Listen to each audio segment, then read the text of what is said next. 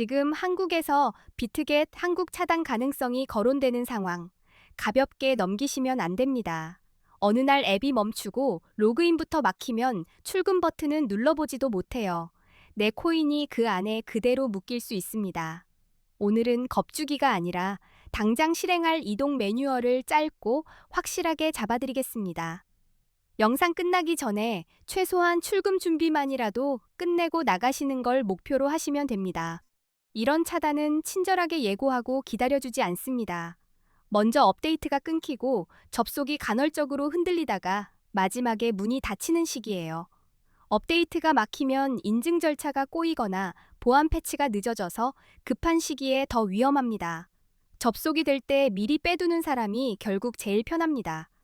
한번 막히기 시작하면 잠깐만이 길어지니까요.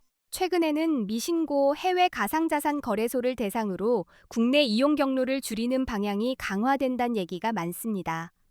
보도에서 금융정보분석원 VASP VASP 신고 여부가 자주 언급되죠. 여기에 구글 플레이 스토어 정책이 결합되면 다운로드 업데이트 제한이 생기고 다음 단계로 웹 접속까지 불편해질 가능성도 나옵니다. 접속이 되더라도 점검이 잦아지는 식으로 체감이 올 수 있어요. 일부는 과세 준비 흐름과 맞물린다고 해석하기도 합니다. 이미 설치된 앱은 당장 되는 것처럼 보일 수 있습니다. 하지만 업데이트가 막히면 갑자기 로그아웃되거나 오류가 생겨도 대응이 어렵습니다. 인증서나 보안 모듈이 꼬이면 출금 직전에 멈추는 경우도 생겨요. 특히 급하다고 앱을 삭제해버리면 재설치가 더 번거로워지는 경우가 많습니다. 지금은 삭제가 아니라 이동 계획이 우선입니다.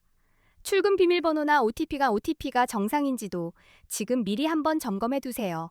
결론은 단순합니다. 비트겟에 자산이 남아있다면 안전하게, 빠르게, 순서대로 옮겨두세요. 내일로 미루는 순간 차단이 오면 아무것도 못한다로 뒤집힐 수 있습니다. 지금 바로 할 일은 목적지 준비를 끝내고 코인을 정리한 다음 소액 테스트 전송으로 길을 먼저 뚫는 겁니다. 준비 정리 테스트 분할 전송 이 흐름만 기억하시면 됩니다. 첫 단계는 목적지 준비입니다. 다른 거래소로 갈 거면 가입과 KYC 2단계 인증까지 끝내고 입금 주소를 바로 확인할 수 있게 해두세요. 개인 지갑으로 갈 거면 지갑 설치, 백업 문구 오프라인 보관, 잠금 설정까지 먼저 해두셔야 합니다. 출금 주소 화이트리스트 기능이 있으면 미리 등록해두면 더 안전하고 급할 때 실수가 줄어듭니다. 주소는 복사 붙여넣기로만 처리하시고 눈으로 앞뒤 몇 글자도 꼭 대조해주세요. 둘째는 정리입니다. 알트코인이 여러 개로 흩어져 있으면 전송이 느려지고 네트워크를 헷갈릴 확률도 올라갑니다. 급할 땐 전송이 빠르고 수수료가 낮은 자산으로 바꿔서 옮기는 분도 많아요. 예를 들어 스테이블 코인이나 전송이 빠른 코인들이 있죠. 다만 바꾸기 전에 목적지에서 그 코인과 해당 네트워크 입금을 지원하는지, 메모가 필요한지부터 확인하고 천천히 옮기세요. 전송 전 최소 출금과 처리 시간도 확인하세요. 셋째는 출금입니다. 주소만 맞추는 게 끝이 아니라 네트워크 이름이 완전히 동일한지, 메모 태그가 필요한지까지 체크하세요. 처음엔 소액 테스트 전송으로 도착 확인을 먼저 하시고요. 수수료 여유를 남겨 잔고 0 만들기 집착은 버리세요. 입금 주소는 바뀔 수 있으니 그날 화면에서 새로 확인한 주소로 보내면 안전합니다. 테스트가 도착하면 TXID로 기록을 남겨두면 문제 생겼을 때 추적도 쉬워집니다.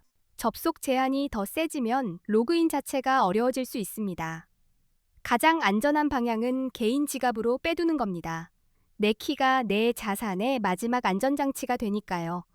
다만 지갑은 내가 책임지는 구조라 백업 문구는 캡처하지 말고 오프라인에 보관하세요. 개인 지갑이 부담스럽다면 최소한 한 곳에 몰아두지 말고 여러 거래소나 지갑으로 분산해 이동성을 확보해 두시면 됩니다. 지갑에 빼두면 선택지가 넓어집니다. VPN 같은 우회 접속을 떠올리는 분도 많습니다. 우회가 된다 해도 보안이 약해지고 법적 이슈를 떠안을 수 있고 계정이 잠기면 더 곤란해질 수 있어요. 게다가 급할수록 피싱이나 가짜 사이트에 걸릴 확률도 올라갑니다. 임시 방편을 찾느라 시간을 쓰기보다 출금이 되는 지금 미리 옮겨두는 게 결과적으로 가장 빠른 길입니다. 급할수록 대충이 아니라 확인에 시간을 쓰셔야 합니다. 그럼 어디로 옮기느냐가 다음 고민이죠. 거래소를 고를 때는 수수료만 보면 안 됩니다. 유동성, 체결, 출금 속도, 고객센터, 한글 안내, 원화 입금 동선까지 같이 봐야 합니다. 국내 거래소는 안정적이지만 레버리지가 안 되고 단타 동선이 불편할 수 있죠. 그래서 저는 한국에서 많이 이동하는 거래소 5곳을 기준으로 비교를 정리했고 고정 댓글에 이동 순서와 체크 포인트를 적어놨습니다. 이벤트는 수시로 바뀌니 댓글 기준으로 보세요. 자, 여기부터는 선물 단타입니다. 롱이냐 숏이냐는 감으로 찍는 게 아니라 기준이 겹칠 때만 들어가는 게임입니다. 방향을 맞히는 것보다 더 중요한 건 어디서 들어가고 어디서 틀렸다고 인정할지예요. 오늘은 초보자도 차트 앞에서 흔들리지 않게 바로 써먹을 기준을 만들어 드리겠습니다. 저는 크게 추세 자리, 손절 이 3가지만 먼저 고정하라고 말씀드립니다. 선물은 레버리지를 쓰는 구조라 작은 움직임입니다. 그래서 초보자일수록 한 번의 큰 수익보다 한 번의 큰 실수 방지가 먼저입니다. 화면에 교차와 격리가 보이면 저는 포지션 단위로 관리되는 격리를 권합니다. 포지션 크기는 계정의 일부만 쓰고 손절 라인은 미리, 주문은 시장가 추격보다 지정가 대기부터 연습하세요. 익숙해질수록 레버리지는 천천히 올리세요. 한 포지션에 계정 전부를 걸지 않는 것, 이게 생존의 시작입니다. 단타라도 큰 시간봉을 먼저 보셔야 합니다. 1봉이나 4시간 봉이 위로 기울어 있는데 5분 봉만 보고 숏을 잡으면 큰 파도에 작은 배를 띄우는 꼴이 됩니다. 큰 흐름으로 방향을 정하고 5분 봉이나 15분 봉에서 진입 타이밍을 잡으세요.